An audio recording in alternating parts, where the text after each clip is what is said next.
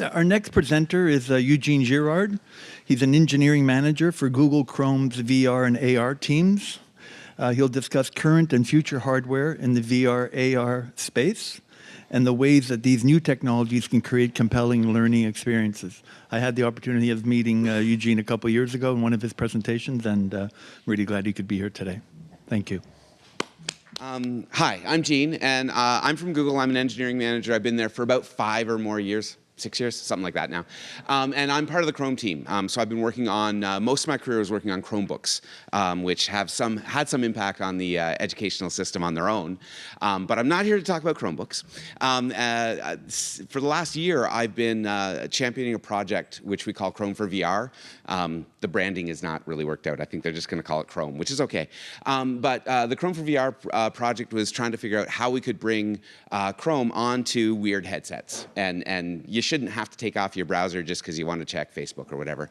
You should be able to keep your headset on and still experience the web.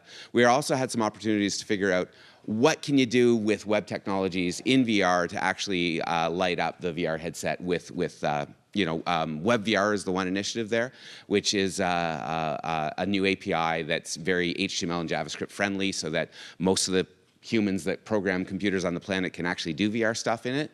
And we're also figuring out ways that can make web authors, the mass market of our economy, able to use VR devices meaningfully. But I'm not here to talk about that either. Yeah, so there you go, teasers all over the place. But you can talk to me about any of those things if you're interested. What I do want to talk about is pedagogy. And virtual reality is exciting. You know, there's a lot of enthusiasm about VR right now. We're really excited what can happen, and we know that we're just on the verge, but we've been on the verge of VR for like 20 years now. So, it looks right now like we've got commercial success for a lot of these devices, and we've got a lot more people who are starting to use them, and we're getting to the not just hundreds, not just thousands. We're getting up to the millions of people that have VR devices. And at this point, it becomes affordable, both in terms of size and space, to have these devices in the classroom. And we have the question of, well, cool, we got this great toy. What could we do with it that would actually be useful in a classroom? Sorry, I should probably use slides at some point. The VR landscape, I'll just give a very quick overview because I'm sure everyone here knows at least as much as I do about this ecosystem. But we've got kind of 3 big beasts that we're talking about here. The first is VR on mobile. The cool thing about this is it's really, really cheap. I mean, you have a $10 little pizza box device here that anyone's smartphone can stick inside of, and you get a pretty good, compelling experience. The first time you put one of these on and you look around and you see your 360 image that you took last year in Cancun or whatever, it's pretty cool and it's pretty engaging. And so this is like really at the low end of affordability. I mean, nominally you can ignore the fact that you had to buy a $400 smartphone to put into it, but everyone's got those now, so we can kind of ignore that cost. You know, looking to boost this experience up a little bit, Google got involved. This is the Daydream View, which is the nice new, you know, smooth and sexy kind of feeling device. The cool thing about this is there's no electronics in it. Well, sorry, there's a little controller. But it's basically just a dumb holder for your smartphone, because your smartphone really has a lot of smarts. There's an accelerometer in there, there's a great screen in there, so you don't need too much more than what this has. And that's kind of the thesis of the Cardboard team. Let's make a really affordable VR, and let's make it so that a lot of people can use it. Because at the end of the day, once you get into a lot of people's hands, people will invent interesting and new things to do with it. Now, there's some other things that you can do with VR. Obviously, a lot of the researchers here are talking about using the more advanced devices. The big difference between mobile and desk-based machines right now is these are usually 6 degrees of freedom, so you know when you're moving around, and that's a pretty big delta in terms of ongoing engagement with the device.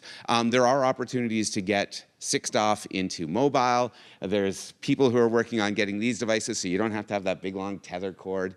One of the limiting factors also with these devices, I mean, they're a lot more expensive. These are I mean, if you add up the cost, it's about 3,000 Canadian that you're talking when you want one of these devices. But more importantly for the educational system, it takes a big chunk of your space.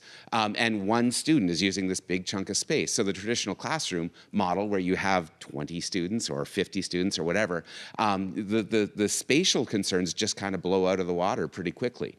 So like I'm happy that people are using these and trying to find out ways that they can be used. But the economies of scale and just the economies of space are working against this platform a little bit. So I might be showing a little bit of bias in that. I apologize. There's also some cool other technologies in this space. This is a HoloLens that Microsoft put out. They're not quite ready for commercial use, but they're available to developers. I think you just kind of have to talk nicely to Microsoft and they'll give you one of these. And they're pretty cool things. The other one there is a Tango, which again, these are commercially available. They have a funky sensor in there so they know what's going on in the room. And the example there is that you can look at stars and move around them, and getting that presence where you're walking around the display and being able to see things from different angles is pretty engaging, and takes your content from 2D to 3D. And sorry, everyone's here, so you're probably pretty enthusiastic. I don't need to cheer you up about any of this stuff. But Tango is pretty cool, and it's a very different view of what augmented reality is from something like the HoloLens.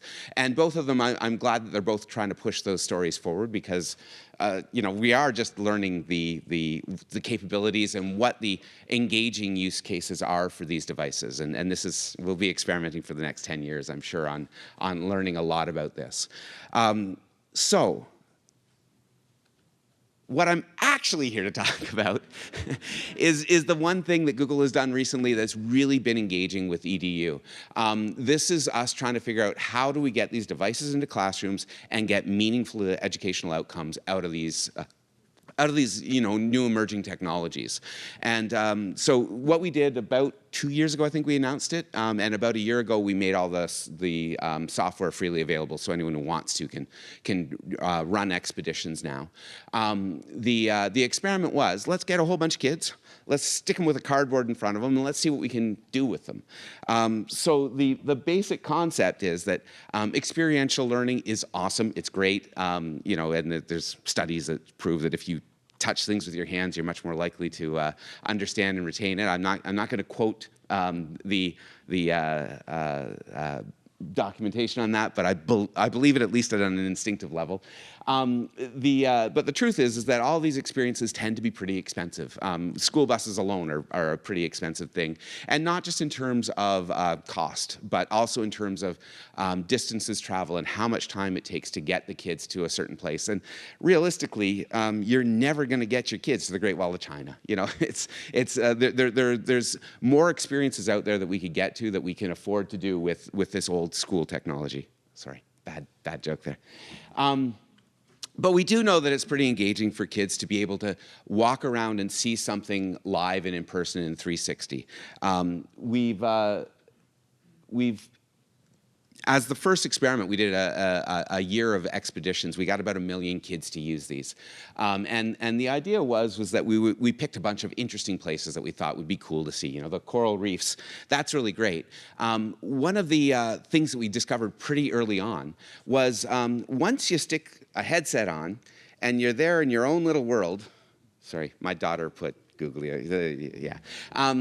Once you're in she's a university graduate already, so it's not like anyway. Once you put a headset on, you're kind of in your own little world, and you're isolated, and VR wants to be isolationist. It's just what the technology does. Once you get, the headset on, that you got your own sound, you got this eyepiece on, you're kind of in your own little world, and that's really challenging to get a cohesive experience for a whole bunch of students when each student is off in their own little world. And certainly you can do cool stuff for a student on their own doing self-directed learning, but that's not really why they come to a classroom. That's not really why you've gone through all the time and bother of getting all these kids assembled or all these students assembled in one space at the same time. So what we did, we gave the teacher, who's kind of sitting in front of the class and they've got a tablet kind of experience going on there, they can see immediately what all the kids are looking at. So apparently 2 of the kids are looking at that other pyramid out there for some reason. You could imagine you're cruising through the Great Barrier Reef and 3 of the kids are looking at the shark and 2 of them are looking at the stingray. The teacher can then kind of call the student's attention over and say, hey, everyone, look over at the shark over here. We're going to talk about that for a little while. All the students in whatever device they have a little arrow pointing them out to the right direction. And when they get to look at the right thing, you can see that they got there. So it's a good way, even though they're isolated somewhat visually, to bring them all together. And I mean, the visual isolation is kind of necessary if they're going to be looking at the Great Barrier Reef when they're sitting inside of your class. So you know, there's realities that you kind of have to overcome. The obvious things, you know, you think everyone, you know, you should see the Taj Mahal if you want to understand, you know, a bit of why it was important and all of that. And seeing it in a book is one thing, but being able to walk around and see it from a different perspective and seeing it with your classmates is pretty engaging. But originally we kind of thought, you know, oh, there's, you know, 50 or 100 places of the world that everyone should see, and we'll get pictures of those. Turns out there's a little bit more of the world that people are interested in than that. And as a result, we've found that it's really challenging to get enough content out there for all of the things that you might want to have taught. And some of the things aren't just physical locations. So in this case, this is the Washington Monument, and the March on Washington is a video that's overlaid on top of that experience. So you're actually taking your kids back in time. Kids, sorry, it's not intended to be the students.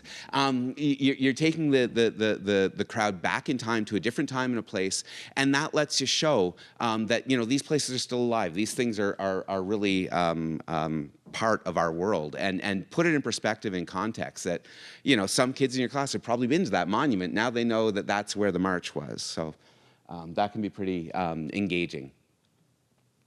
And the other example is you probably don't want to do a field trip to Chernobyl for obvious reasons, and you probably won't afford it for one thing, but, you know, there's also health costs.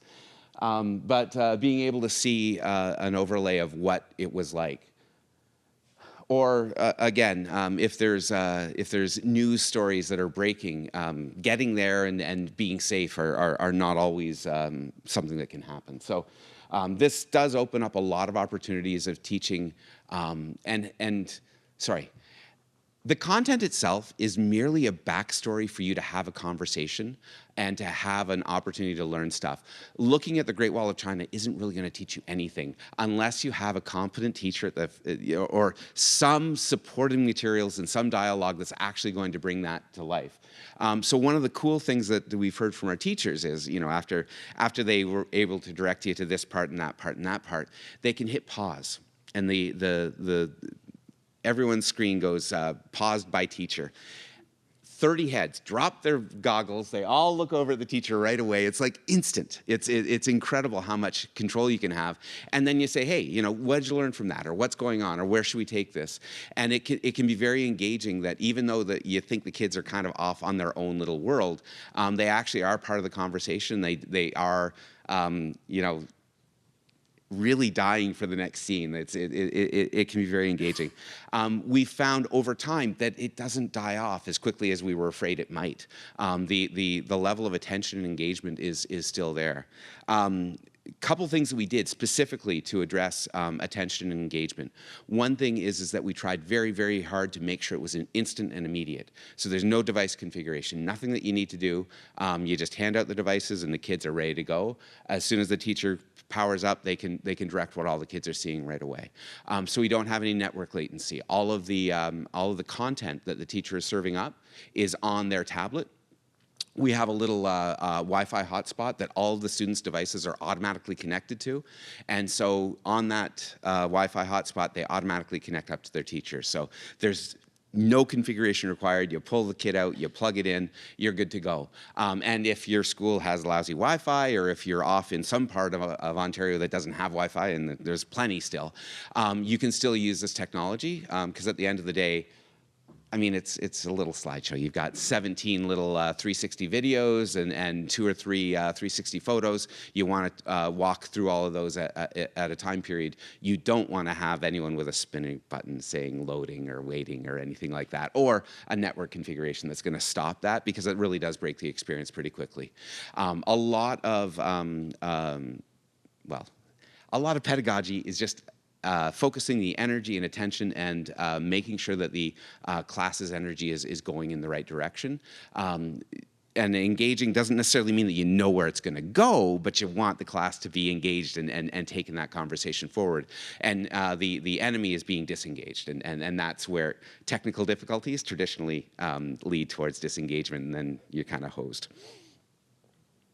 So a couple of people have picked this up and done cool stuff with it. First Lady, former First Lady, she had a concept that statistically, students who get to tour a university campus or a college campus in the States are much more likely to attend a college.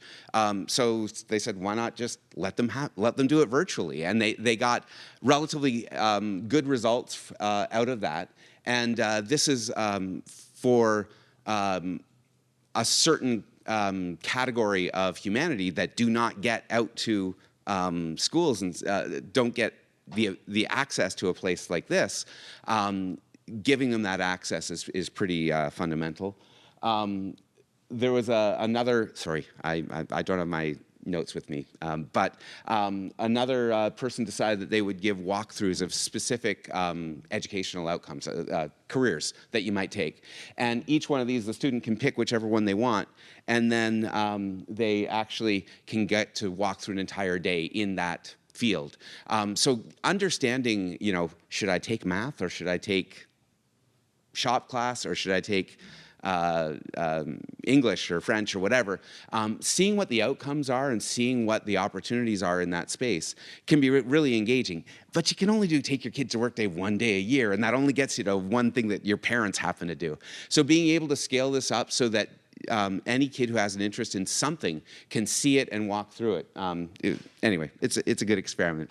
We also, that says it all. It is pretty engaging. It's fun. Most of us, we say we've got good reasons for being in VR. We're really here because it's goofy and fun. But we can use that to our benefit too. One thing that we did just as a little side research project at Google was we did second language training, just trying to figure out, would it be applicable? It was surprising how much these really low fidelity images. I mean, this is like 1980s graphics coming back to us here. But how engaging that was for the students. They want to have this conversation with this student, and they're in that spot. They're totally, they got the headset on. That's all they can see, all they can hear. There's no distractions, and they want to participate in this. So there's opportunities here, even at a very simplistic level, to make that conversation more meaningful. And again, there's teams at Google that do machine learning and such, looking at you could interpret the speaker's language and then turn that into part of the educational, like you could actually understand whether they're speaking correctly or not. So all of this is very exciting opportunity moving forward. Again, not what I'm talking about, but it's kind of cool. We also, there was a training video that we did for people who are a little afraid of public speaking. And so being able to just visualize yourself in that space we found was very engaging. And this is one that actually, maybe I should have done before I came here. Yeah. But again, these are just little vignettes of things that we've played with and experimented with. We're hoping that academia can give us backing data to prove all of this is reasonable and effective and impactful and has meaningful educational outcomes. There's a lot of anecdotal data, but there are researchers that are working to get real data behind this to prove that it's worth our time and energy. And in the meantime, we're moving ahead and making it more accessible. I was asked a long time ago to come here on this date, and I just looked at it and said, oh, what a terrible date, because later this week is Google I/O, which is our annual big show of all the big announcements. Sorry, we announce stuff all through the year, but this is the one that we try to get all the cool stuff out for. Cardboard was announced at Google I/O 3 years ago, and Daydream was announced at Google I/O last year. So we have a bit of a tradition of making announcements that's going to happen about 3 days from now. So in terms of me saying what Google is doing, I can't. I'd hate to have to fire myself. That would really suck. But I suspect that the story I could be telling you next week might be different than the story I'm telling you today. But again, even with all the other manufacturers that we were seeing on those earlier slides, there's cool stuff coming out every day. You look at what the Rift does with their software, what the adding new dongles into your Vive. There's a lot of things going on. I guess that slide where I was talking about VR headsets, I didn't even include Microsoft because they're now entering in that field as well. There's certainly a lot of cool stuff happening. The truth is, if you look at the VR world right now, and it's pretty cool. We got technology that mostly works and mostly does interesting things.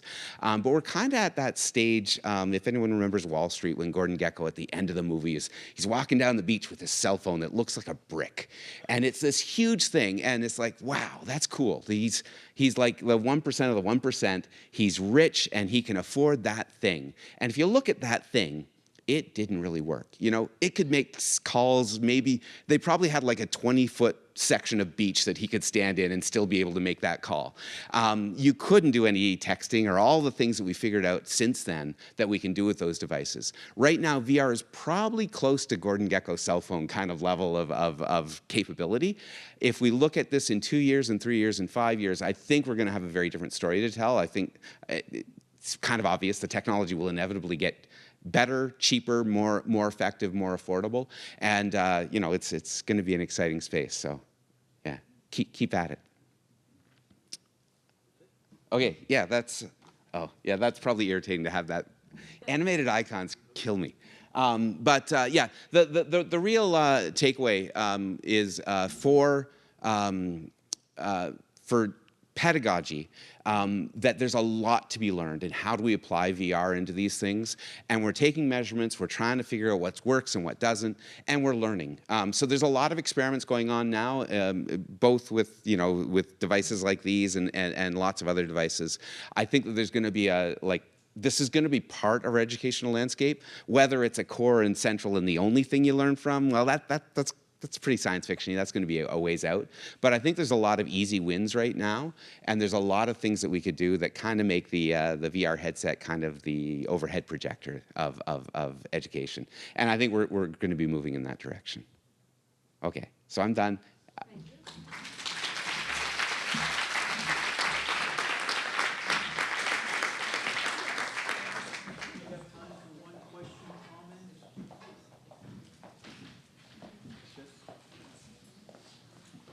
I know you can't talk about what Google's doing, but I read an article in The Guardian that said that Apple's going to get into augmented reality big time, so maybe you can talk about what Apple's going to do. That would be entirely in the realm of speculation. But speculatively, Tim Cook has said that he's not interested in VR, but he's really interested in AR. So take that for what you will. I think that if you look at our history, there's probably a similarity between VR and desktop devices. Desktop devices are awesome. We all have one. We all use them. That's great.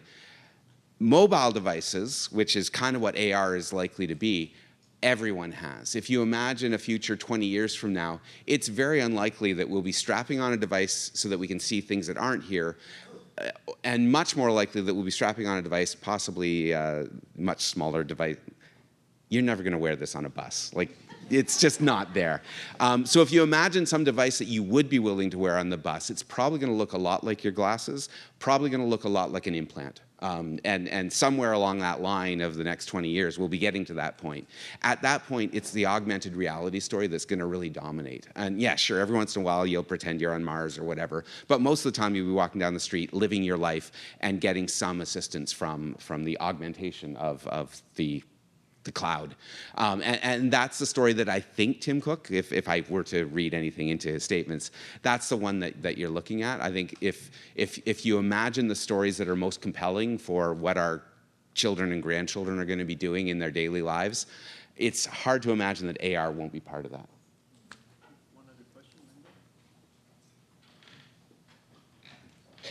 Just moving forward, I mean, there was a time when students came to class to find out information. Now they don't need to do that anymore, right?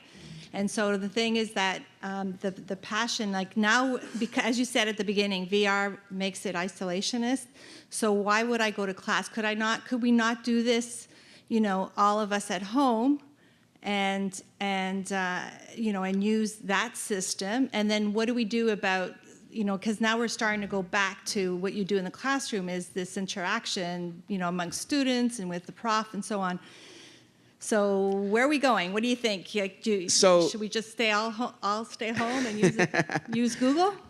So I'm a big believer that most of the valuable lessons that I've learned in life are from interacting with a human, and learning how to be a human is really, you know, the meta goal of the education system. This is what we're here for.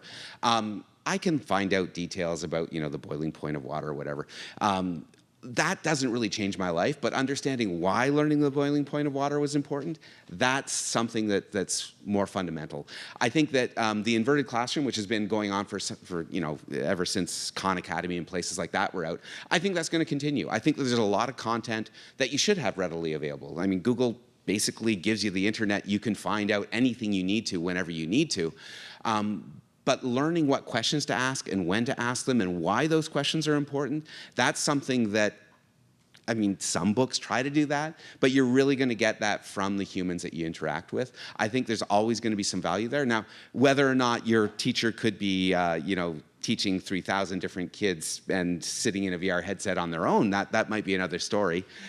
I hope we don't get to that. But you know, there's certainly a lot of opportunities, and especially if you think that right now our education system is really doing a great job of serving a very, very, very small proportion of our population. And to get that out to a broader market of, there are so many people, even inside of this very city, that don't have access to the top quality education that they deserve. They're humans, they should get this. My hope is that the technologies that are coming out enable more and more of those stories to get lit up. And you know, the next generation, they're going to be thinking about these problems in a very different way. I think we have time for one more question. Allison? Yeah. Hi, thank you.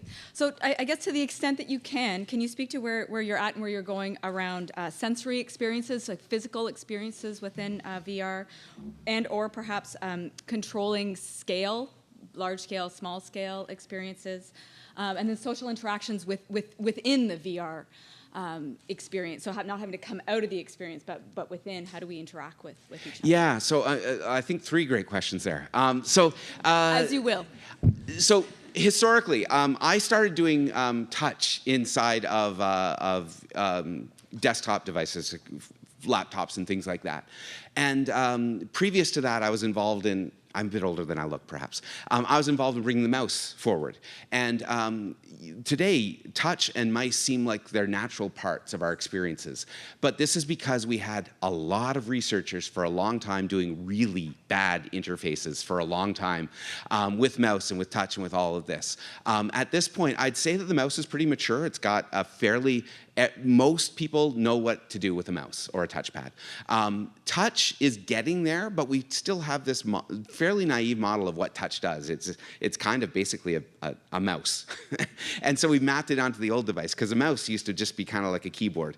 So we take the old technologies and we reinvent new technologies on top of them to give those old experiences. So where I'm going with this is, right now, we're at those Gordon Gekko days of VR, where we're just trying to figure out these stories. How do you make social interaction work in a meaningful way? Because there's latency tolerances. If you're talking to somebody and they don't answer right away, we used to do that all the time with the international phone calls, and we were fine with it. But today, we just don't accept that stuff anymore.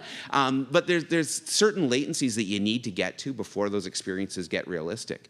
There's the same kind of like visualizing your wife who's going to watch this Netflix show with you and she's remote in another city.